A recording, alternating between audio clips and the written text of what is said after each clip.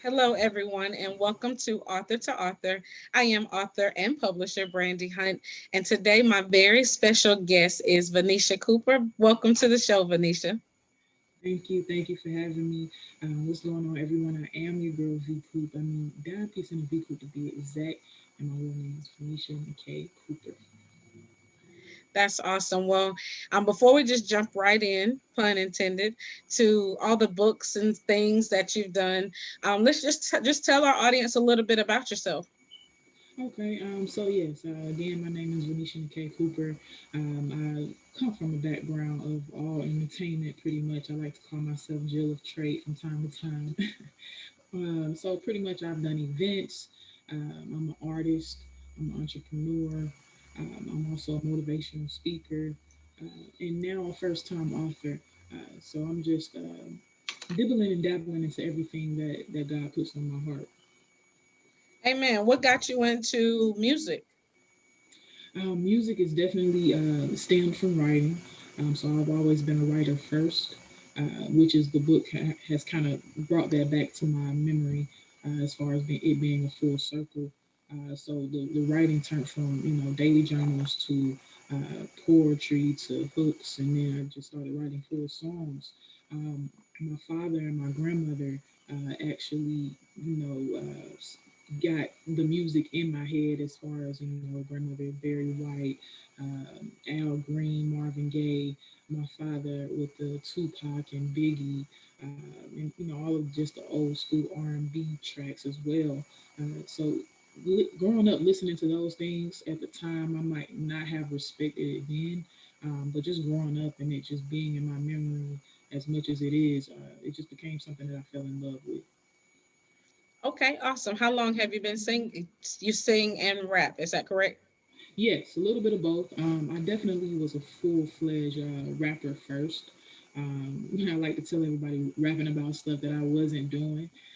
So I just kind of, I just kind of got into my own thing. I just learned how to be authentic and real. So I still don't even really put myself into any category. I just try to leave a message. So if a song allows me to rap and sing, I'll do that. If it allows me to just sing or just rap, I'll do one or the other. But I just like to have fun. I like to, write outside of the lines as well with it. So will we be getting a special selection today? Oh, for me, So do you have a not video today, not on today. YouTube? Like Say that is any again. of your music on YouTube or something? And I can at the end of the interview I'll pull it up and we can hear it. Definitely. I actually have a video out that was released a couple of weeks ago. I cannot remember the release date for nothing. But it's on all platforms: YouTube, Apple Music, and Tidal. As far as the video and the song itself is everywhere, and it's called "You Are the One" by myself, N-O-V Coop. That's INAVEECOOP. So definitely check out my song. Let me know what you think. Stream it in your sleep, okay? And let's just Right. get hip to the message. I love it. I love it. So what are the some of the messages in the songs that you write? So this has literally just became a thing for me as I was going through a trial. I want to say at the end of 2017 to the beginning of 2018. Um, I was just I got into a connection with my childhood as far as almost the reason the book was created. But just remembering where I came from is has been a huge theme for me over the past couple of years because I've always been focused on the forefront. I've always been focused on the future. Even right now, I'm thinking about the future. But I've learned how much where I come from and what I've gained from my past can help me go even further. So that's kind of what the messages end up being about. It can be something small, as simple as where I came from. It could be what my parents taught me. It could be what my grandparents taught me. So it kind of is a in between both of those traditional and historical things. I love it. And I would like to take a pause and say that I know she looks like she's fresh out of high school, but she's fully I grown. am. I get that all the time. People like, "How old are you?" I'm like 40, and they're like, "No way." It's a thing. Thank you for my mother, my father, and good genes and God's grace. Drink your water. Stay out of drama. Work out. I don't Exfoliate. do that either But though. beautiful woman. She is grown. I'll leave her age if she wants to tell you how old she is. So when you said tests and trials, I was like, they're gonna be like, what trial she been through? She ain't that old. She's old. She's old enough. But so I love it.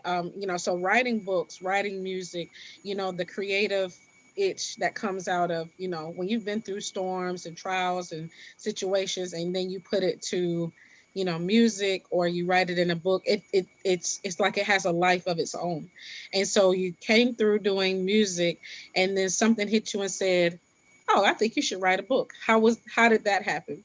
It's so funny you just said you said something. It becomes a life of its own. And I remember hearing Jill Scott say, once it's written down, it's no longer yours. Mm-hmm. And when I was writing this book, I've been writing it for about 2 years. It was hard for me. It was, and it's so small. It's just a few pages. But it was hard for me because it's very personal. It's personal experiences. So anytime I started writing a chapter, I would have to stop, and it may took me 2, 3 weeks or a month, to get back to it. But I don't feel like it was me who wanted to write this book at all. I had no desire to be an author. So for me, it was just God saying, "Hey, I need you to finish that book, okay?" So that's, I feel like, was the first time I definitely heard Him clearly, and it was always a desire of mine to hear His voice. So me writing that book was definitely Him. So that's kind of how the book came about. How I started writing it. Uh, just learning how important traditions are. I'm the fourth generation, so I'm very blessed to be able to live amongst my mother, my grandmother, and my great grandmother for 29 years. So I just wanted to write about those things, about the things that about how they introduced me to God, and how and what they instilled in me, and why I am who I am because of them, and many others, along my journey. I mean, you mentioned something earlier that I get a lot. So two things you said, and I'll go back to, you say it's very small, but what I've learned is that the story is the story, and I have to tell authors this all the time. My last interview, her first book was 38 pages, and she said Mm. she's had so many testimonies of women calling her back saying, how it helped them heal. And so I tell authors, don't get caught up in the page count. Legally speaking, the book only has to be 25 pages to be Mm. considered a book. Otherwise, they consider it a pamphlet. But Mm. outside of that, if all you have is 25 pages, put you some lines in between and make it a workbook. I hear you know, that. so but don't get caught up on the world standard of, is it big enough, is it long enough, does it have enough chapters? Because the story is a story. It's like she said, I let God write until he was done, and then the story was done. So write until you're done, not until you think, oh, it's now acceptable to some standard that's really not a real standard. I have a book that's 175 pages. I have another book that's 50 pages. The story is the story. The other thing you mentioned was, being authentic. What do you believe that authenticity means? I believe it's just being real, being genuine. No matter how hard it is, no matter how uncomfortable it may be. I think all of us, in one way or another, in one way or another, have a problem with that at some point of their life, or in some way of living of their lives. But I've learned that the honest truth, being totally and completely you, instead of trying to be someone else or anything like that, I believe it pushes you further. Um, and I feel like so many more people know that now than they did before, because I do feel like too, if I would have known this just a little bit earlier, earlier on in my life, I would be a lot further. But we all kind of have this picture that we see instead of the picture that we, want to be or who we are supposed to be for ourselves. So that's kind of what authenticity is for me. Absolutely, I agree. And you being genuine to yourself, Hmm. not to what you think the standard would be. If I looked at this picture, this gorgeous picture, and I'm like, you know what? I should go do my hair like that because she looks beautiful like that. But it's not authentic to who I am. Now, that doesn't mean you don't try new things. If I say, you know what, oh, I really like that, I'm going to go try it. But then I don't like it. And then I still say, but I'm going to just keep it though because V got it. And because V's amazing, and I'm going to be amazing if I do it like she does it. Do what makes you happy. Write the book that first healed you and then heals the world. Help write the book that helped lead you to something, some life change. And even if you say, I don't write books about that. If you wrote an entertainment book that was just, fictional and it just had a feel good story, did it feel good to you first? Because authenticity means I affected me first. I was authentic and true and real to me first, and then I can go give out to the rest of the world. Because what people in this day and age, what I appreciate about your generation is that you can smell a fake a mile away. You're like, yeah, I ain't with that. And so, when we were growing up, it was be fake because that's acceptable. Be, I remember, and if mama, if you watching, I love you, girl. You my ace in the hole. On the way to church, you better not, when we get in here, don't tell these people that we've been cussing y'all out at the house. you know, and we getting slapped in the car. Dry them tears up. You better not go in here and be real. You better dry it up. Nobody better not ever know we going through anything. And then we grew up and had to become adults who did the same thing. Hmm. Mask it. Don't ever let anybody know you hurt. And Lord knows, if I was a man, I tell men all the time, growing up saying, don't cry, or don't show any emotion. We women, we'll get in, we'll have a conference in a minute, everybody crying. We are emotional creatures. We are all, I believe, men and women are both emotionally created. We just tap in a little more than they do. But Right. at the end of the day, if you're taught to mask your authenticity because it's not acceptable, people don't want to be authentic because they're afraid that if I show you who I really am, you're not going to accept me. So Mhm. authenticity is easy when I know I'm accepted. If I don't believe I'm accepted, I'm never going to be authentic. Well, who's going to be the first person to accept you? You. If I Exactly. love me, but V doesn't necessarily care for me, why does that tear me apart? Why does why does another person who's just a human like we are, we bleed the same, we hurt the same, I pinch, I hurt, you pinch, you hurt, say we bleed, we came in here the same, we leaving the same. But for some reason, I have to have your approval to exist. And that's our social media has told us up. If Yeah. if I post something and I get no likes, now I'm not saying me personally because I'm past this, but there's people who will post something, they don't get any likes. Their whole world is tore up. I Hmm. didn't get any likes today. Oh, y'all ain't rocking with me today. Who cares? Post something else. Maybe they'll Right. like that instead. They post 12 selfies a day. Do something with your life. So, but Okay. it's that craving for external gratification through Hmm. another human being. So, when you wrote God Walks with Me and it's called the journal, do you have journal entries in there, or do you have blank lines where people can journal? So I called it a journal because that's pretty much what it is. A journal. It's like my own personal thoughts.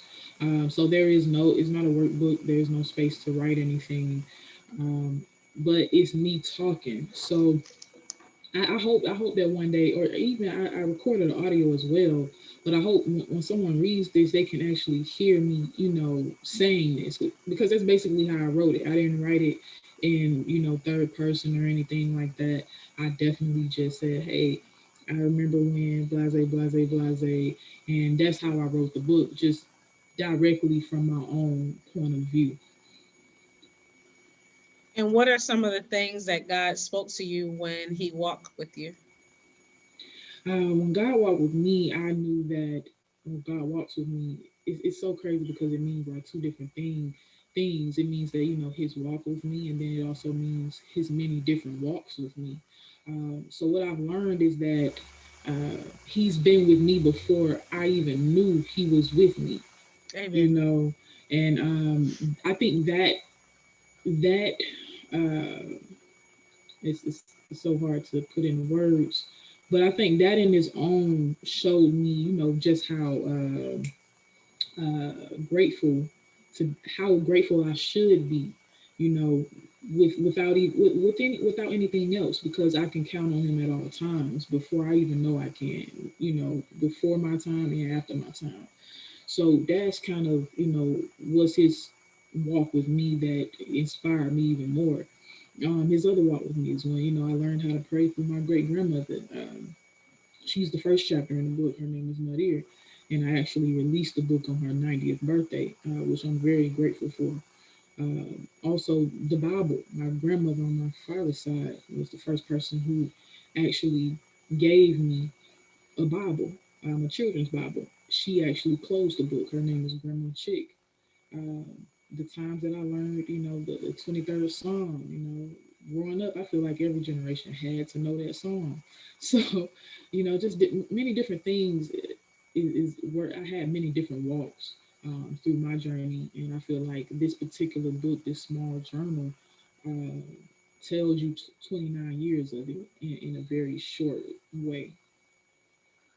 That's awesome. That is so amazing. So, and you get started early. I think I was 29 when I wrote, either I was 29 or 31, but I was somewhere around um, when I had my, what I consider my life epiphany. I didn't write the book until I was 33 or 34. But when those life epiphanies start happening and it's like the sky starts opening up, you're like, oh, this is okay. This everything's gonna be all right. Yeah. God finally, and I think I was raised in church too, so we have a viewpoint from childhood. Hmm. I was raised in a Methodist church. I loved it. I honestly did. I didn't know there was something else to love. My mom played the piano, so we were at church every day. Hmm. My grandfather cleaned the church, so if I wasn't in church, I was cleaning the church. So that's all I knew. But then when you get older, and so I knew that I could depend on my mom because she depended on God, right? I could depend on God because I could depend on the God that was inside of my mother. But Hmm. when you get older, you got to depend on God for yourself. And therefore, you have to start seeking Him out for yourself. Hmm. And so, no matter how old you are, listening to this broadcast, God, and I like the way you put that, how He walked with you and the many walks that He puts you through, because that's life. Like there's so many things that I had to go through that I would have never just signed up for. Hey, sign me up for that one. Hmm. That looks like something I want to walk through. But God says, you know what? I'll be with you no matter where you are. I'll never leave you nor forsake you. And there's some walks, and I love footprints in the sand where it says, when you only saw one footprint, that was me holding you. Hmm. So when He walks with us, He doesn't just leave our life to chance. Everything we've gone through has been because He orchestrated it that way. Right. Down to this meeting right now, He knew where we were going to be. He knew about the pandemic. Speaking of, how have you been affected during the pandemic? The pandemic has been a blessing in disguise, as most people would say. It was definitely difficult in the beginning because you get this great start. You so happy to be home. I work at home now, so that was a cool thing in the beginning. I'm at home. I'm working from home. I got my rotation going on, and then things start to happen. I can't work out the way I want to work out because my knees bad. That's when I realized I was a little older than I thought, you know. And That's the then first thing that'll show up. Hey, sister, sit I'm it on like, down. oh. So, but then to get off work and be able to hop into my dreams immediately just has been a great thing for me. So I definitely just strive no matter how tired I am. Even today, I just always knew, where I wanted to be. And now, like with the book, where God want me to be. So I'm at another confidence level. So with the quarantine, it just gave me a new confidence. And I was talking to somebody, I really think it was maybe a couple of days ago, and I was telling him how I thought that being quarantine was gonna shut me up, So when I go outside, I wasn't gonna know how to talk again. But it gave me, it gave me a new. I don't know. It was just like this new me. Like I wasn't afraid. I wasn't too shy.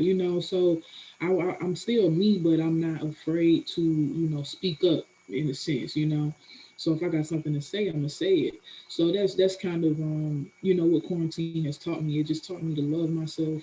It taught me to take care of myself. I think that's the number one most important thing. Um, Crazy thing is, I haven't been diving into the Bible as I would have liked, but I never forget, to talk to God at any time of the day when it's silent. If it's the morning, as a family, we pray before we go to sleep together. And now, I just decided, what, I'm gonna start over and start reading from the beginning. So yeah, I just try to think of things that I can do with this time I'm given. I try not to waste the time, but I also rest.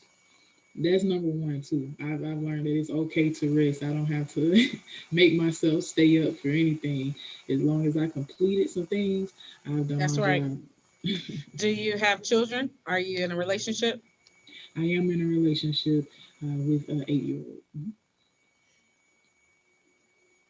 I'm You sorry, say you're in a. she just turned 9. I'm in a relationship with a 9-year-old. Oh, okay. Mm-hmm. Is it a girl or a boy? Girl. Oh, okay. That's Mm-hmm. awesome. Well, I'm sure she keeps you busy. Yes. So, after when we got sent home in March, I felt the same way. I was like, well, I was traveling around the United States speaking at different conference. And I was a leadership trainer, and so my company paid for the rental car, the hotel. All I had to do was show up, teach the class, and leave. And even though sounds fun, it was so strenuous because I was having to drive 3 or 4 hours after teaching for 6 or 7 hours. And so Mm-hmm. I remember telling somebody, I need a break. Like, I'm so tired. I just cannot. It's like I couldn't get my bearings. I was having fun, but I'm a publisher, and so I'm an author and a publisher, and so I'm hustling on both. But I'm killing myself on both ends of the stick. I can't catch a break. I'm getting to my hotel at 10 o'clock at night, trying to edit through a book, get a couple of hours of sleep, pop back up in the morning, go teach a class at 8 o'clock in the morning. And I said I'm going to take off a couple of months, maybe like 3 or 4 months in the summer. When they said go home, I was nervous, but I was elated at the Mm-hmm. same time. I was like, God, this is horrible. Like I have horrible survivor's remorse. And so to hear different people dying. I lost my grandfather to COVID.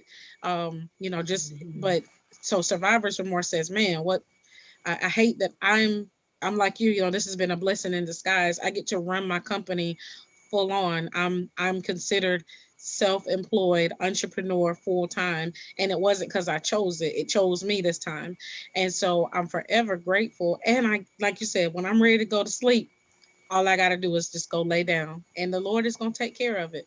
I wish I felt that way at 29.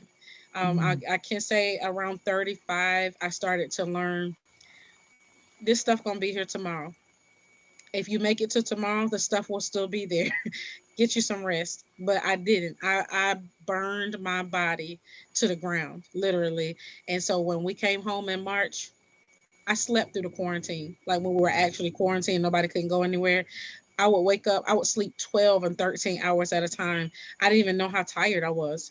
And I said, as women, we just don't take care of ourselves a lot of time. We just don't. We're always so strong.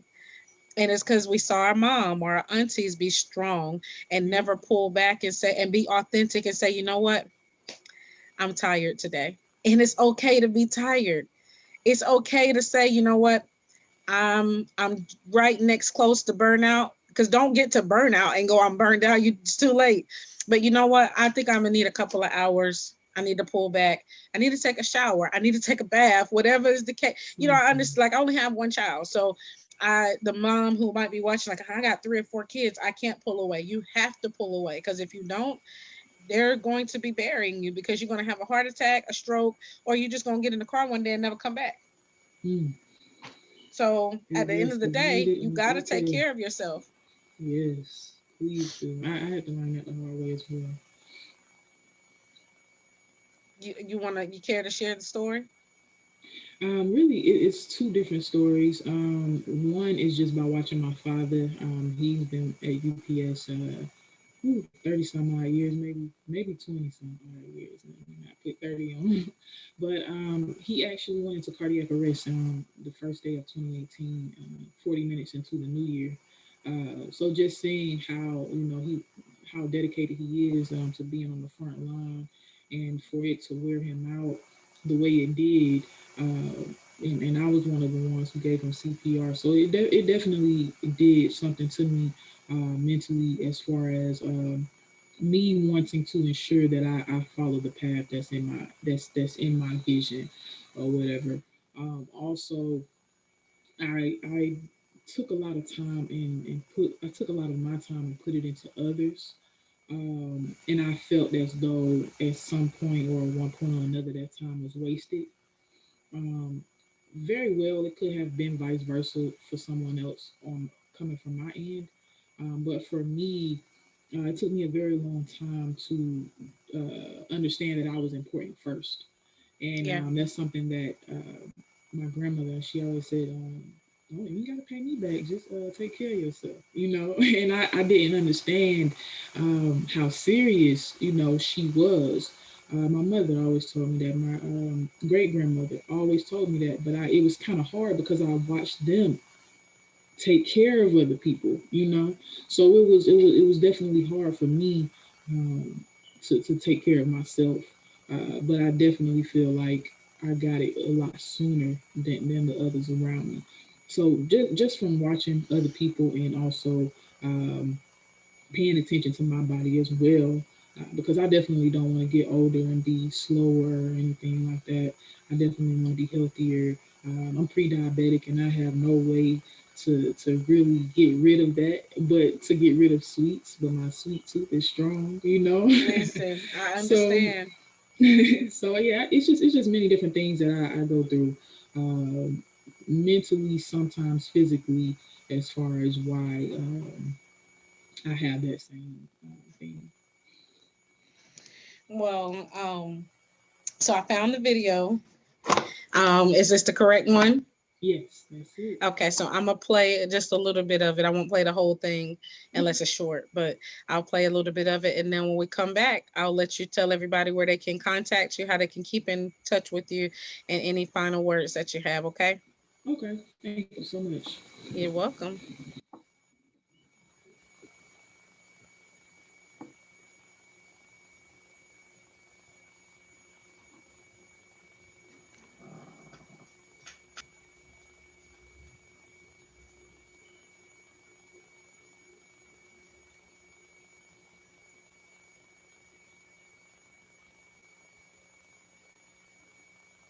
Mute, damn mute.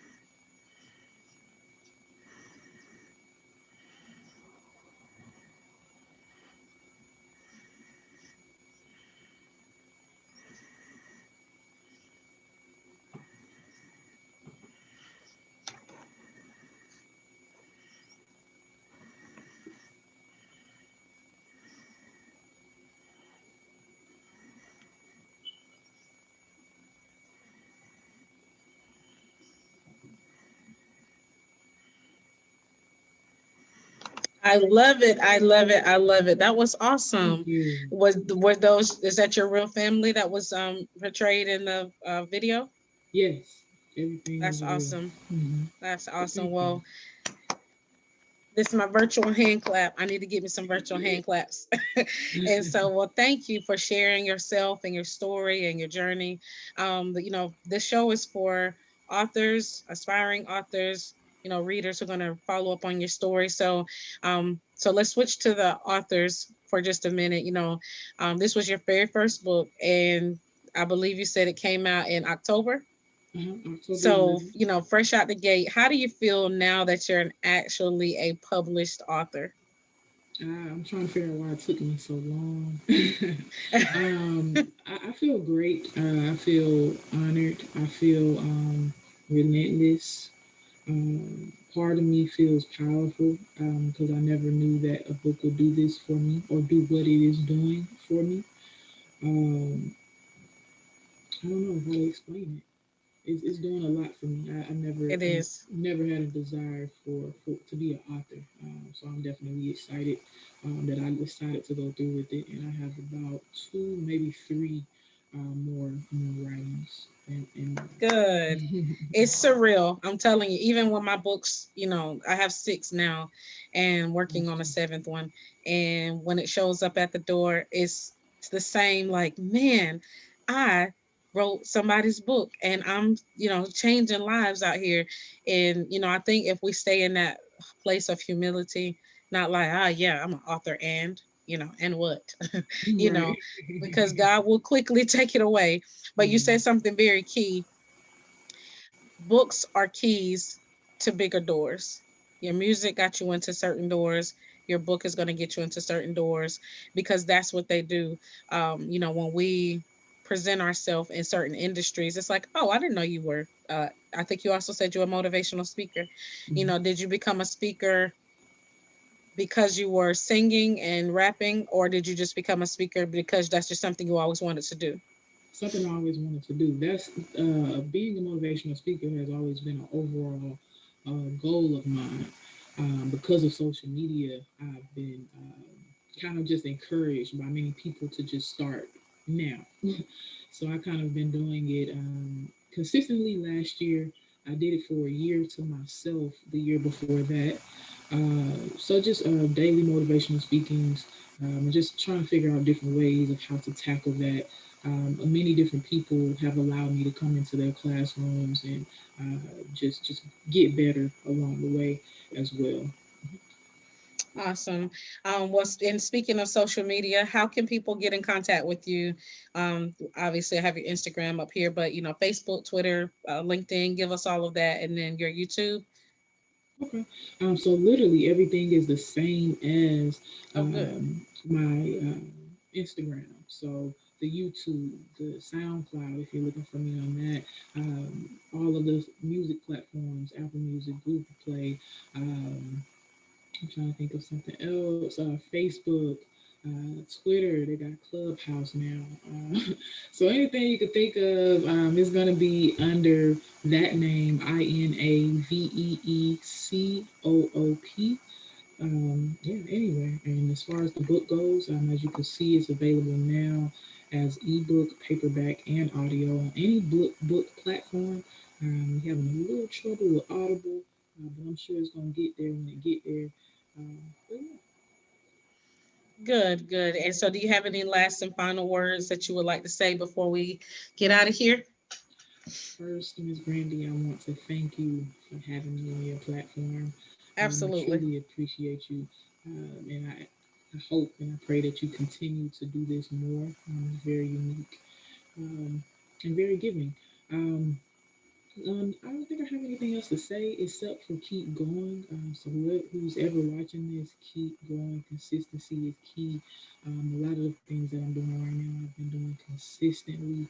Um, no matter how I look, whether I'm not looking so good, whether I'm not doing so good, I just try to be consistent. In anything that I do, and I have watched myself over the years. I think I've been pretty much stepping myself around in people faces since 2012. So yeah, I've been doing the same things in a consistent manner, and I watch myself enter different realms every time. Amen. I piggyback off of that. Be authentic, and consistency breeds authenticity, because Mm-hmm. you have to show up regardless of, not saying how you feel, because remember we talked about, if you need a minute, take a minute. But just because your hair isn't 100% that day, you got hair out of place. Oh, I'm not going to do my Facebook live. I hear that all the time. Oh, and I don't want to put on all my makeup today. Why are you required to wear makeup all the time? But authenticity says, I'm going to show up regardless of what people may require of me. I'm as long as I meet my requirements for the day, this is what you're going to get. If you feel like Mm-hmm. that's not, like if you're not up to par emotionally, that's different.